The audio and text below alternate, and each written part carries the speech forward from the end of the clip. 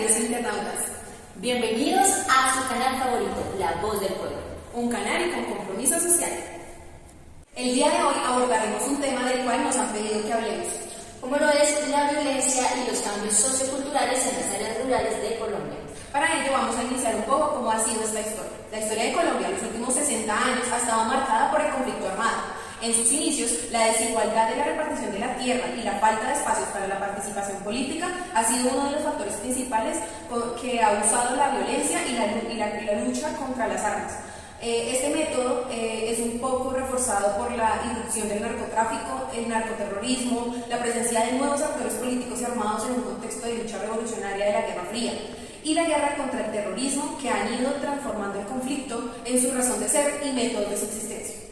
Los grupos armados en Colombia han justificado todas y cada una de las violencias que han utilizado y han repercutido en nuestro país como una justificación de la transformación de la sociedad. Si bien es cierto, para poder transformar una sociedad nunca se ha podido a través de métodos de diálogos de paz. Sin embargo, a través de la violencia, los grupos armados han venido generando diversas causas que han venido transformando a nuestro país. Sin embargo, en los últimos tiempos en nuestro país se conoce y se abre un nuevo capítulo en la historia con los actuales tratados de paz. En el siglo XIX, el Partido Conservador y el Partido Liberal se institucionalizaron y primero podemos dar cuenta que se caracterizaba por ser continuista en el sistema social y político que protegía los intereses de la clase adinerada. Por el contrario, el segundo se presentaba más como una alternativa reformadora y en defensa de los intereses comerciantes de los grupos menos favorecidos de la sociedad. Sin duda alguna, la lucha entre ambas fuerzas desencadenó bastantes guerras, 54 en total, 14 de conservadores contra liberales, 2 de liberales contra conservadores y 38 de liberales contra liberales. Un hecho que sin duda alguna ha desencadenado lo que hoy conocemos como el periodo de la violencia en nuestro territorio colombiano. Un hecho que sin duda marcó la historia del país fue el Bogotazo. A inicios del siglo XX, los enfrentamientos entre liberales y conservadores, el auge de la violencia y los asesinatos y agresiones estaban a la orden del día. Este contexto social y económico en el que se encontraba el país fomentó los procesos de radicalización de los movimientos políticos.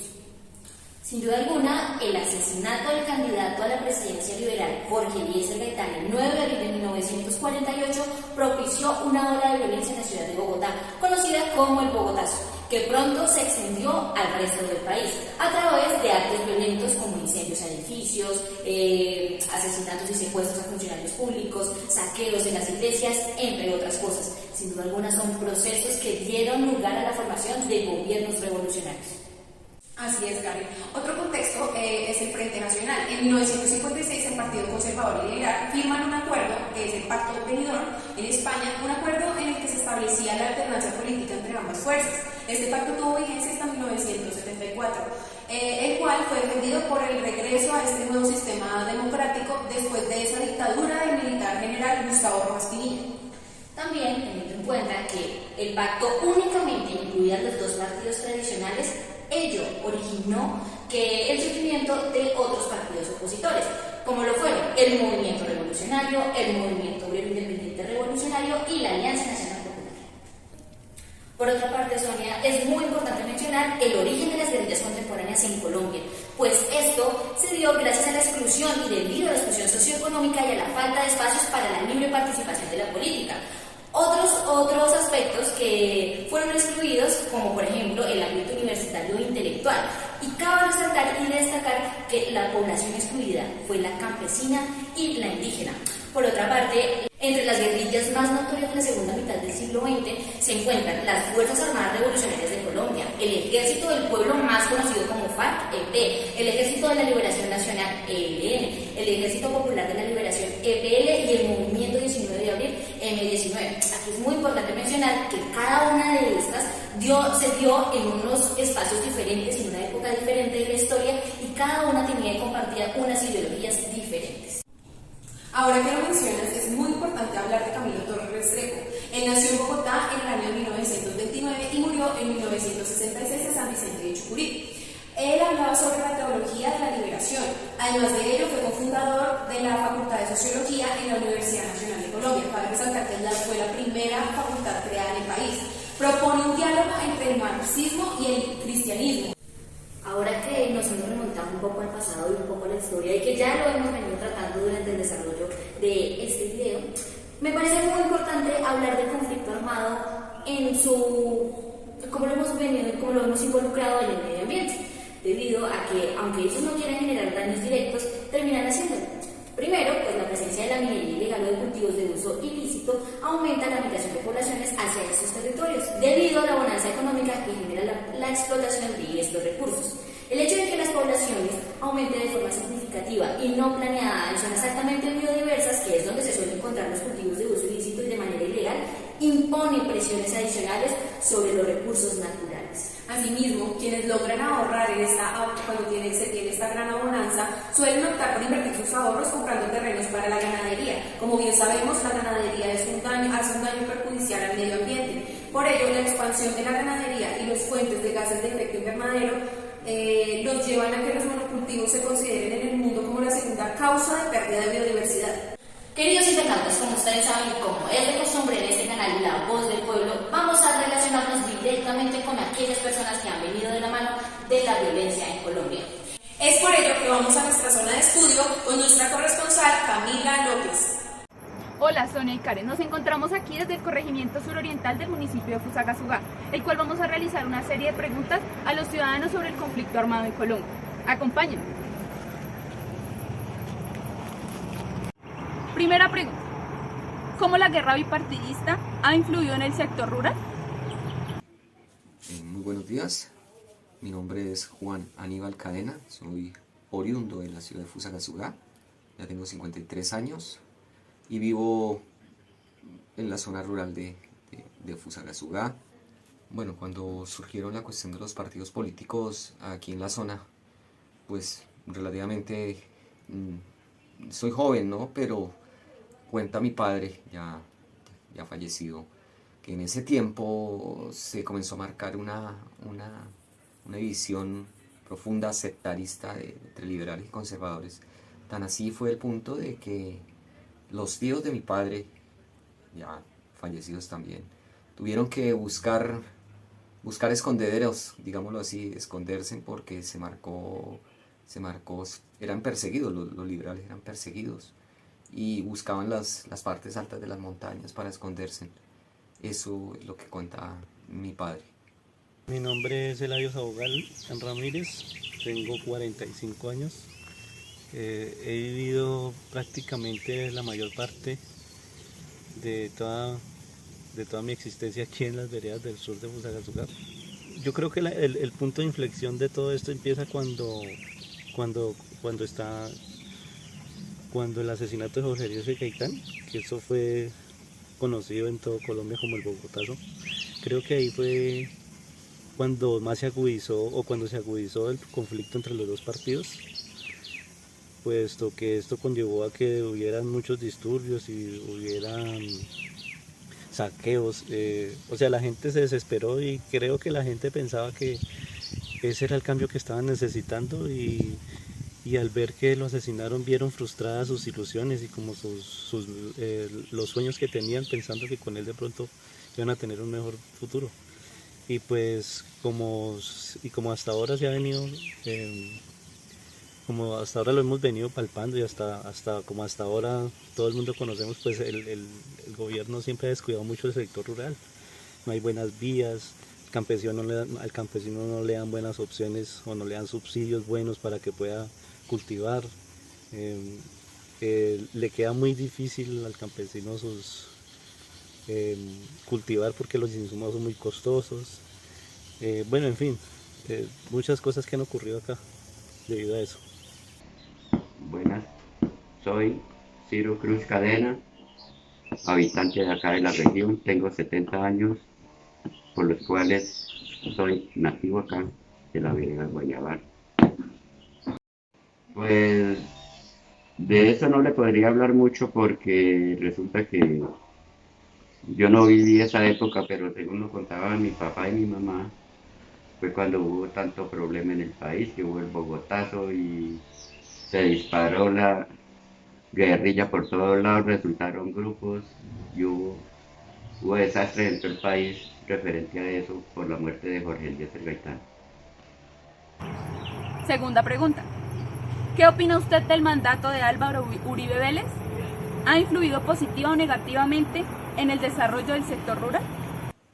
Bueno, sí, en el mandato de Álvaro Uribe, desde el punto de vista del orden público, cuando inició su mandato sí se corrigieron muchas cosas y las cosas se encaminaron por donde eran, ¿no? Desde el punto de vista orden público. Pero entonces también ya pasó al otro extremo y se comenzaron a ver si ya cuestión de grupos paramilitares, entonces la cura resultó peor que la enfermedad. Y eso sucede como cuando tú tienes una molestia de salud por gripa, ¿no? ¿Tú qué tomas? Acetaminofén, ¿cierto?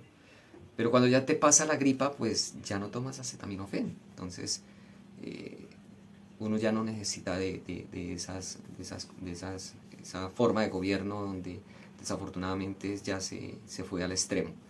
Y la parte económica, sí, se reactivó la economía en cierta forma, pero entonces también se paga un precio alto por muchas cosas. Entonces volvemos a lo mismo, ¿no? Ya se pasaron límites en precios, en carestías, todo por la seguridad democrática. Entonces todo eso tuvo un precio y aún hoy en día estamos pagando las consecuencias de eso. Bueno, pues para nadie es un secreto que cuando Uribe inició el país, él se frente contra las guerrillas en ese momento, ¿no? Que pues guerrillas de tenían a todo lo que era torcino, todo el sector rural. La gente pues vivía miedo, la gente venía a invertir en el campo, no había turismo, o sea, la guerrilla tenía monopolizado prácticamente el sector rural. Recuerdo incluso cuando yo estaba pequeño, de 16 años, que por las veía uno a todas las guerrilleras caminar, como si por ahí. Y pues para uno era ya costumbre no ver toda esa gente por ahí. Pero cuando él vive, él se va de frente a ellos y esa guerra durísima donde pues sí devuelve la seguridad, sí devuelve la seguridad, la gente vuelve a venir.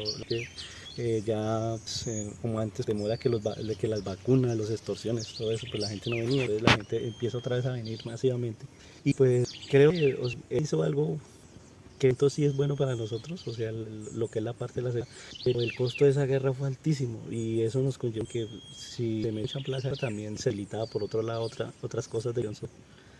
Entonces que de pronto sí estuvo bien, pero faltó haber un el sector social, haber invertido más en educación, lo que digo, o sea, haber invertido en vías, no solamente en la. Entonces creo que ese es mi punto.